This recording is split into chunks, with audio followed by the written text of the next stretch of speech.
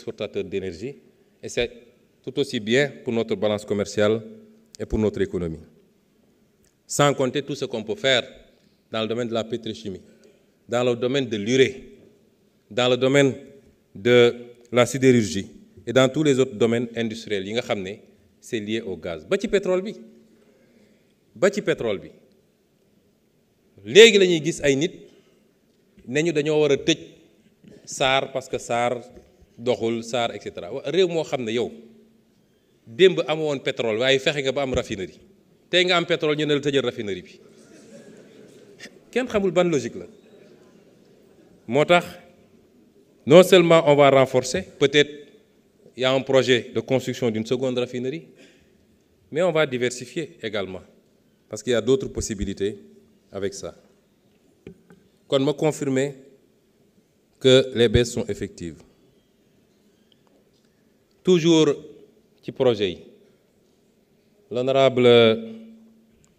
Wagé Banta nous a parlé des phosphates de Matam.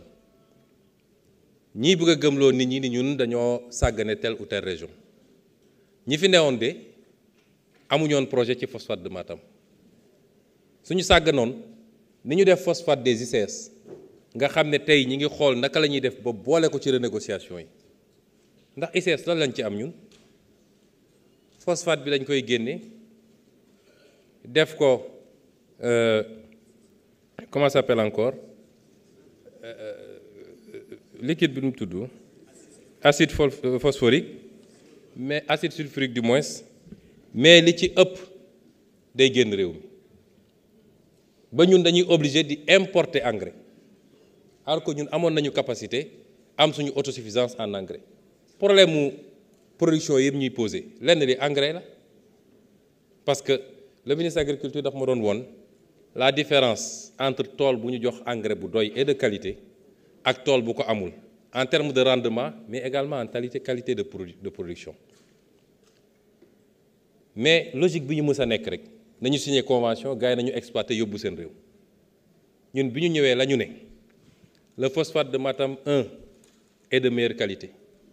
2 avec des quantités qui semblent supérieures ci la ñu ne notre projet industriel boo xam ne foofu lañ koy def Matam du loo xam ne dañuy génnee foofu phosphate bi dugal ko ci ay train pour mu ñëw ci usine bu nekk Dakar wala Thiès déedéet lépp foofu lañ koy implanter qu'est-ce que ça va produire en termes d'emploi ça va créer toute une économie toute une ville ñu ne loolu lañ koy defee lañ ciy am te gëm naa ni ñu ngi ci phase terminale avec les partenaires avec SFI ak OCP l'office chérifien du phosphate de Maroc étude faisabilité yi dinañ ko lancer bientôt et l'objectif c'est de produire 3 à 4 millions de tonnes d'engrais yoo xam ne peut-être gën saa gudd gaw ma ni Sénégal soxla nañu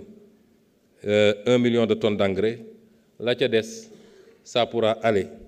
dans les marchés à fort potentiel notamment les États-Unis et le Brésil et c'est comme ça qu'on construit petit à petit une économie.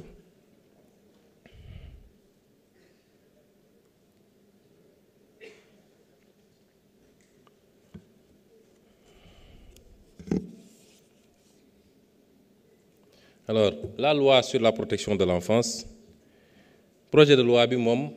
sori woon na Madame Faye on l'a retiré parce que dañ ko relire ba pare on s'est rendu compte qu'il fallait ñu def ci yeneen liggéey pour aligner ko avec le nouveau référentiel de l'agenda 2050 mais bokk na ci projet yi nga xam ne inscrire nañ ko ci l'agenda législatif de 2025 moo tax ñu ne prochainement incha allah vous l'aurez sur la table de l'Assemblée nationale.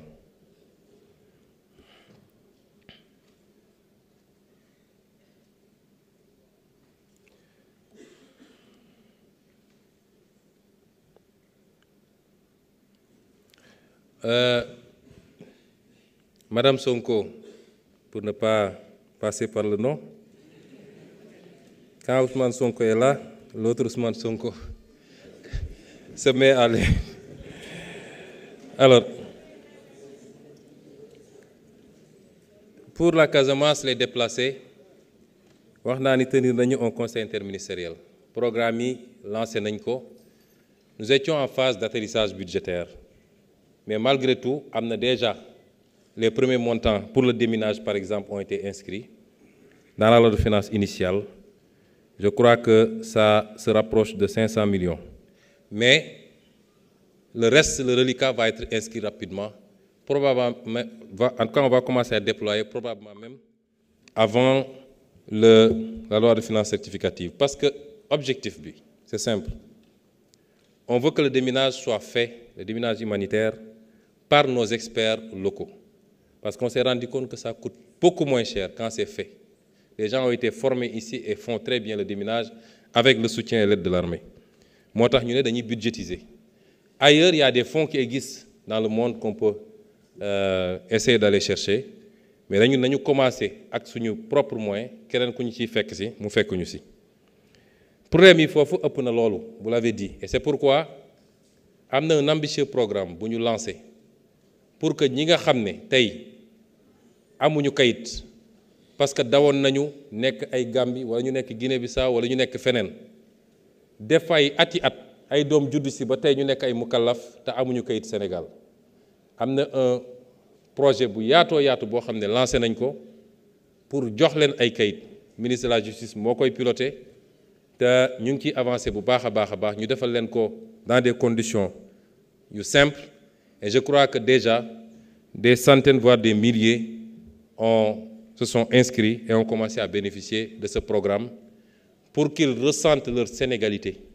pour qu'ils reviennent chez eux en étant sûrs d'être chez eux, de bénéficier de tous les avantages liés à leur nationalité.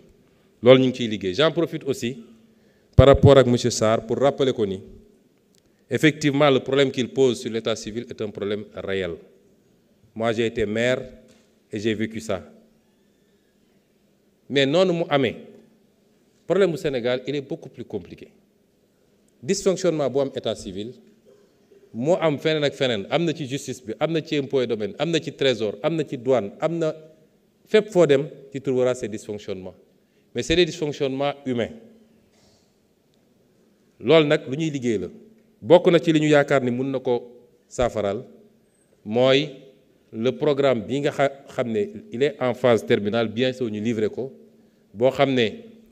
la direction de l'état civil moo koy piloter actuellement. Je crois qu'avec la numérisation intégrale dootul am beaucoup de marge pour que nit ñi mëna def dara man nekkoon naa maire relevé naa officier d'état civil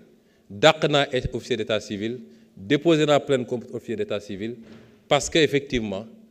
dañuy jël ay numéro d'état civil diko attribuer ay nit wala diko jaay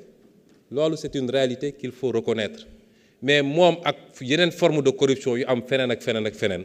c'est les tares de notre administration de manière générale qu'il faut combattre